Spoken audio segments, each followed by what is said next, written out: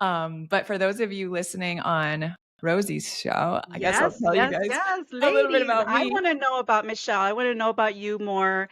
Please tell us about you and what motivated you to help moms overcome anxiety, overwhelm, and burnout. Yeah. So I have been a trial attorney here in Miami for the last like 15 years. And I have two daughters. They're now 6 and 7. And my husband and I actually just celebrated our 15th wedding anniversary. So that was really Wow. special. Yeah. But I remember a time when my oldest was really young. She was like a year and a half. And then I had a newborn. And I was just so like in such a deep state of burnout. Mm, I remember that I remember noticing that I had probably been experiencing a lot of like the mental and emotional symptoms of burnout for a long time, like the brain fog and the exhaustion and the, kind of low grade anxiety and just kind of feeling like I was like everything was molasses. Like I'm like, man, I just can't catch a break. But I remember specifically at that time, it was like the physical symptoms caught up to me. And it was like gut issues, skin issues. I couldn't sleep anymore. I just had this chronic muscle pain in my neck and my shoulders. And my hair was like even starting to fall out. I was like, man, something is really wrong. Like I'm either super deficient in like some sort of vitamins and minerals, or I have an autoimmune condition. Like there's no reason why I'm so tired all the time. And even though I'm so tired, I just can't sleep. And I went to my doctor and they ran, every test under the sun and everything came back within normal range.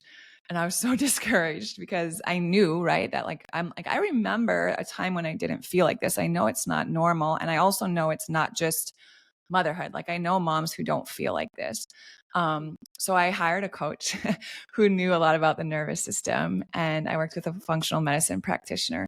And long story short, I guess what I realized then was that like the through line through everything I was experiencing was how dysregulated my nervous system was. And when I really learned how to regulate my nervous system, really shift a lot of things in my way of being and my lifestyle, and learning how to slow down and like practical ways to bring safety and calm to my body, all those symptoms started to fade away and my skin cleared up and my gut issues went away and the aches and pains kind of released and I started sleeping well again and the anxiety went away.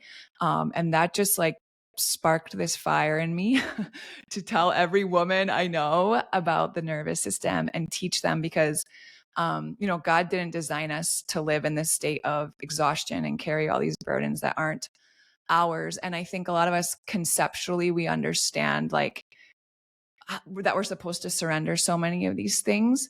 But in the practical, it can feel really challenging to do that when, the house has to run and the kids have to be taken care of and the work has to be done and all of those things. So really helping women find that balance has been the work that I've been doing for the last 6 years now. And I love it. wow, that's amazing. And it's so good. Like, actually, that kind of helps me transition into the next question, which, if you don't mind, I'll ask you Yeah. first because I feel like, I'm going to talk about an amazing Bible study routine you can create, but I'm going to tell you right now, my audience is listening. If you do not have a healthy nervous system, if you do not have true peace inside your heart, which comes from everything Yeah. mental, physical, emotional, even the Bible talks about it, right? Love the Lord your God with all your heart, mind, soul, and strength. How Yeah. do you actually do that if you're deficient in one of them? Yeah. Right. So, like, it makes so much sense to look at our overall health. And so, Michelle, I'm encouraged to hear that you worked with a functional nutrition coach, I Yeah. imagine, right? I actually worked with one too a year and a half ago to some gut health issues I had. I believe in them very much. And so, like, we're seeing eye to eye here. Like, I'm totally there with you with that. So, I wanted to ask you if you could just kind of let my audience know. Yeah. Um, Although Bible study routines are beneficial, and I will talk about that in a second, you do need to go deeper, um, to heal the underlying cause of Mhm. the inner chaos that we can have inside, Mhm. whether it's all the time or sometimes. Please, if you could help us, Michelle, understand what are some of the underlying causes of this never-ending inner chaos that we have? Yeah. Oh, that's so good. Okay. So, the first thing is kind of to understand a little bit about how our nervous system functions. So, our nervous system is our body's command center, right? It is controlling everything that we think, everything that we say, everything that we do.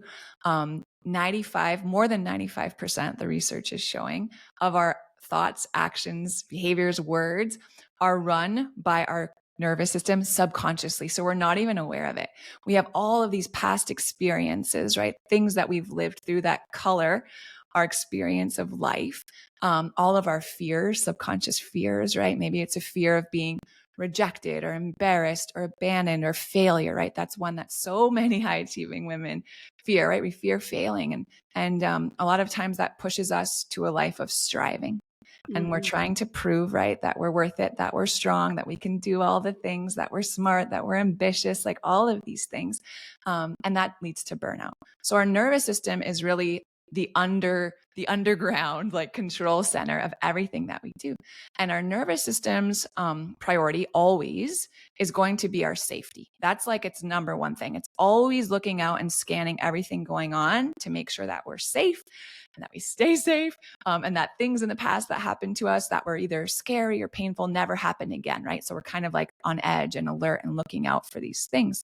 And in our nervous system, when we are in that kind of like homeostasis, if you think of like a stoplight, it's like the green light place where we're like feeling really calm and curious and connected with other people, and a place where we feel really regulated. That's a good place to spend most of our time, right? That's where we want to be. That's when I always talk about, I'm like, that's where I experience the fullest expression of the fruit of the spirit in my life. That's when it's like love and joy and peace and patience and kindness and goodness. Like it all just comes easy for me.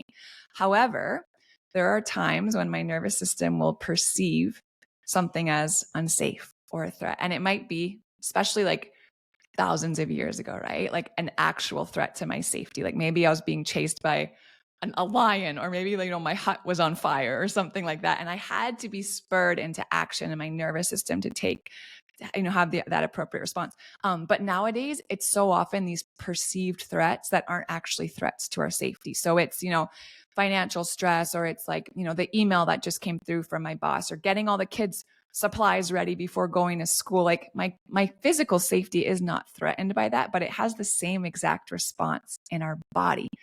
And it Yep. sends us into what we call fight or flight response, our sympathetic nervous system. So it's really learning how to bring safety to our body, I guess, is the big picture thing. And that can sound really, I don't know, like esoteric, but it's really just, our body for some reason perceives things as unsafe all day long, and it sends us into this fight or flight response. So it's being able to communicate to our body like, hey, there is no fire. No one's about to be hurt, right? You're not running from a lion. It's okay to shift out of fight or flight and come back to that place where you're present and calm and connected and can sleep well, and your digestion functions and all your other systems function like they should. And I guess the last thing I'll kind of say here that's so interesting is that the more we study the nervous system, the science is finding that actually 80% of our nerves in our body come from, or the messaging is originated in the body, and it's sending signals up to our brain. Only 20% of the messaging in our body is going top down from our brain down to our body. So many of us work on our mindset and affirmations and positive outlook and all this stuff. And it's important. But ultimately, at the end of the day, it's only 20% of the messaging going on in your body. So if the rest of your body isn't feeling safe, you're going to have this disconnect. And even though you're telling yourself like, geez, like I'm prepared for this, I don't know, speech or project I have today, like, why is my heart still racing? Like I know my stuff. And it's because, right, the top down is sending signals of safety. We're prepared. This is good. We've got this. But from the bottom up, our body's like, oh my gosh, everything could, go wrong. And this could be really bad and whatever it is. So we want to have tools that signal safety to our body. And our body does not speak a verbal language. It's why we can't just tell ourselves to calm down, or worse, like someone else tell us to calm down, right? Like, have you ever had your spouse tell you like, it's not a big deal, just chill out, or like, don't even worry about it. And you're like, it feels like a really big deal. Like I wish I could just tell myself to calm down. Our body doesn't understand words. So we have to communicate that safety through breath, sound, movement, touch, like all of these body-based somatic tools. And that's ultimately what I teach to bring in safety. And I guess the really last thing I'll say as it relates to Bible study or any other routine or growth or change you're trying to implement is that when we're in a fight or flight response, when that sympathetic circuit's activated in our nervous system, we lose access to the part of our brain, our prefrontal cortex, that allows us to see things from different perspectives and have our highest levels of understanding and communication and be really creative because we're in survival mode. So the part of our brain that's necessary to run or fight is activated, and everything else that's not necessary for our survival kind of shuts down. So a lot of times that can interfere, right? It's like we want to sit down and have a Bible study in the morning and we have great intentions, but it's like, man, I'm just so distracted and like I'm thinking about a million other things or, whatever else happens. I feel so much resistance to even just sitting still. I know a lot of women struggle with that. So that's kind of like the interplay is like regulate your nervous system and your body. And then anything else you're wanting to do, you're doing it from a place where it can have such greater impact on you because you can actually absorb what you're taking in. Wow. Wow. That makes so much sense. And Yeah. I've been following your podcast for like months now.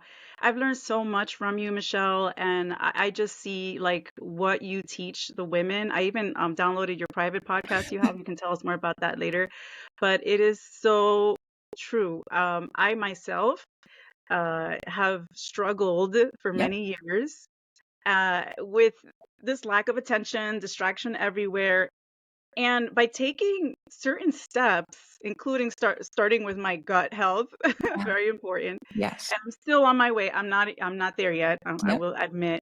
Um, and going into, growing in my emotional healing, seeing a therapist, all the things that you need to get the help and to get the help is so important. Like I feel like Yeah. God has provided resources even outside the Bible. Let's use them, Mm-hmm. right? Because without that, we can have a hard time in our walks with God. Mm-hmm. Like we can have a hard time in our life period, raising kids. You and I are moms. All listeners here, most of our moms. Like Yeah. we know that that's already an added. I mean, we love our kids, but it is an added stress Of to our course. everyday because we love them. We want to give them everything. Yeah. They are one of the priorities in our lives, like biggest priorities in our lives. So to not take care of ourselves inside out Yep. is detrimental in so many ways. Yeah. I will give your listeners some, and my listeners too, because I know they're Mhm. listening also, but my listeners are always hearing this. So your listeners, some just kind of like why you should have, if you are a believer, Yeah. why you should have a Bible study routine. Yes. Now, let me clarify. What I mean by Bible study does not look like a lot of those YouTube videos. I'm sorry, but let me just say this, okay? Where you see these young women, okay? Mostly young, mostly. I love them. They're great. I follow them. They're amazing. I love their hearts. But it's not always this get in and highlight everything and write down a million notes. And Yeah. yes, I do recommend that once a week, at least once every 2 weeks to get deeper into your Bible study. And I have a method that you can download. I'll tell you about later for that. But that has its time and place when you are a mom, when Yep. you're a mom of littles, especially. Yep. Okay. But it is important to have some space, a little corner somewhere, maybe a room, a little like couch corner, decluttered, by the way, very important. Yeah. And just and quiet, ideally in the morning before everyone wakes up. Ideally, I know it Yep. doesn't always happen whenever I get it. It could be Yep. sometime later, but ideally, if you could wake up 15 minutes earlier than you're used to. Yeah. That's how I started being more Same. consistent. Just 15 minutes did not really break anything. It Yeah. was fine. And I just spent like 5 to 10 minutes in my word. Yep. And sometimes I'll listen in, sometimes I'll do both. Actually, some days what I do, just to let you know, and this is what brings calm too, you can play like some classical music, some spiritual instrumentals, Christian, whatever inspires you, and then do some stretches Yep. while you're listening. Talk to God while you're doing your stretches. Like it doesn't always have to look like you're sitting there highlighting everything in your Bible or Yep. writing every single thing. Yeah, Right. there's a time and place for that. And by the way, we're all different learners. Mm-hmm. As a teacher here, we have different styles of learning. So reading and writing and journaling, it may not be for you. It may just be listening. It Mm-hmm. may be audio journaling, which I started doing lately because I'm become more of an audio learner lately in the last few years. It may be walking around, kinesthetic, using your body and, praying while doing a walk, Yeah. praying while doing the dishes, Yeah. like, um, seeing the Bible verses, like on the screen, hearing and doing the dishes. Like this, there is no one way. You That's have right. to do what brings you closer to God. Mm-hmm. How do you hear from him? Hearing from the word is key. Whether you do 5 minutes, 1 minute, 2 minutes, you can start at 60 seconds literally, and that's fine. You can Yes. start there. But Yes. it does bring some calm into your day, especially if you Yeah. start that way, which is my main recommendation in the Yeah. morning. That's my main recommendation. But like I said, you can do it, especially if you're new mom, brand new Mm-hmm. moms out there. You all know what we're talking about here. Like, we just don't have a routine when you're a new mom. So you have to Yeah. squeeze it in. And I've had ways to do that. I talk about that too on my podcast. And I teach you as well how to do that if you're a new mom. There are ways you can sneak it in and still feel like, hey, I got my fill of the word and I feel connected with God. Yeah. But it does bring this sort of calm to the chaos of your life. It helps you Yeah. to sort of breathe and take God in, because without the word, if you're a believer, you're listening, without the word of God in your life, ideally every day, it is hard to navigate this life. It is hard to grow in your faith. It Yeah. is hard. So I strongly recommend everyone to have some kind of Bible study routine. Yeah, I love that. I love all the permission in that too, to be creative in how you get it in. Yeah. I know something for me that helped, and this might just be like a subconscious thing, but I stopped calling it like my devotional time or my I don't know, my quiet time or whatever else we can like call it. And I started calling it my priority time because like I'm like this, it happens before I get a workout in, it happens before I start working, it happens before I load the dishes. Like it's my priority time. So I get it in every single day. And I also love your encouragement to just kind of deconstruct like all of the rigidity or like the religiosity about having to do it a certain way. Like if you want to listen to it, fine. If it's like you're going to load the dishwasher and be like, God, I'm really worried about this today, and just like dumping it all on him while you wash the dishes, like that is beautiful. However feels natural to you. And it's so fascinating because even like there's the main nerve in our body that's responsible for activating our parasympathetic response, which is when we feel calm, is called our vagus nerve. And that runs from our brain stem down to all of our major organs. And when that nerve is activated, it makes us feel calm and at peace. And what's so fascinating is that it runs alongside of our vocal cords down both sides of our neck. So when we worship and when we speak, we are literally activating our wiring in our body for like calm and peace and presence. So that's always like such a beautiful reminder to me too, that like Yeah. we were created in so many ways to communicate with our creator as a source of like comfort and peace and calmness that we're all seeking. Like we don't have to go out and buy anything to feel calm and at peace. Like these are beautiful practices we can start to include however it looks for us, because that's how we're made. It's what we're made to do. Absolutely. And actually, you're kind of segueing into our next question because you're really encouraging this sort of quiet and stillness. So, tell us why is stillness so important in with regards to our nervous system, so that we can better connect with both ourselves, the people we love, and of course God. Yeah. So I think two things. One, stillness feels unsafe to the nervous system of so many women. And when I say unsafe, it's kind of like what I was talking about earlier. It's that it feels like something's going to happen if we're still, right? We're not going to be productive. We have all these stories around what's lazy or not lazy, right? Things are going to fall through the cracks. We're not going to be able to, we're going to run out of time to get things done, right? Like these are subconscious patterns that we run. So many of us are so good at being busy all the time that the thought of sitting down, for 30 minutes in the morning before we get into our day, like it feels really uncomfortable to just sit and listen or just sit and pray or just sit and journal, right? And we struggle with it. So I really love your encouragement to like and I say the same thing, like start with 30 seconds. Can you sit for 30 seconds and just listen? Can you just see what pops into your head, right? Because that's how God speaks to me. I'm like just sitting there and then something pops into my head and I'm like, oh, that's interesting. I'm like, where did that come from? Absolutely, I'm the Right? same It's not like way. this audible voice of God, but like you have to Yes. slow down to listen. Like I'm like, oh, interesting. I'm gonna research that more because like the way my brain works, right? I'm like, I want to understand Yeah. this. But he'll do it.